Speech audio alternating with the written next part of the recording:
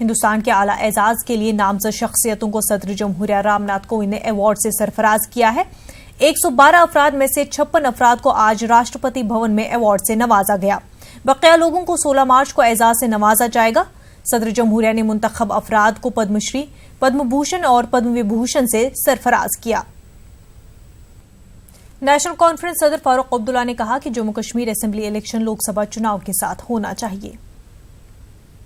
समझ नहीं आती है जब हजारों लोग इलेक्शन में शामिल हुए, जिस तरह वो कहते हैं, और उस वक्त सारी सिक्योरिटी भी थी। पंचायत के पूरे इलेक्शन हुए, म्युनिसिपल कमिटीज के इलेक्शन हुए, टाउन एरिया कमिटीज के इलेक्शन हुए, अच्छी तरह से हो गए। आज इन्हें क्या खतरा लगने लगा जबकि फौज इससे भी ज्यादा है, हर कोने में यहां पे फैली हुई है इलेक्शन के लिए। क्यों नहीं करते हैं? जबकि सब पार्टीज जो हैं इस हक में हैं कि दोनों इलेक्शन इकट्ठे होने चाहिए। ये लोगों को देखना चाहिए, लोगों को समझना चाहिए कि इनका मकसद क्या है, और अगर हम एकजुट लड़ेंगे तो इनका जो ये मकसद है, यहां जो भी करना है, वो फेल हो जाएगा। वजीर ममलकत खारजा जनरल वीके सिंह ने कहा कि इस मर्तबा बड़ी तादाद में अवाम अपने हक़ राय दही का इस्तेमाल करेंगे। उनका कहना है कि बीजेपी के जरिए तरक्याती कामों को देखते हुए अवाम लोकसभा इंतखाबात में बीजेपी को ही वोट देगी।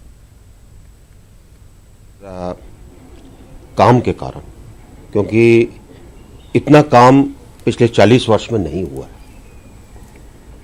और जिस तरीके से गाजियाबाद की छवि उभरी है, हर तरीके से वो जनता को दिखती, और जनता का मानना है, बल्कि उनका कहना है कि अब की बार वो पिछली बार से अधिक संख्या के अंदर निकलेंगे और अधिक संख्या के अंदर वोट डालेंगे।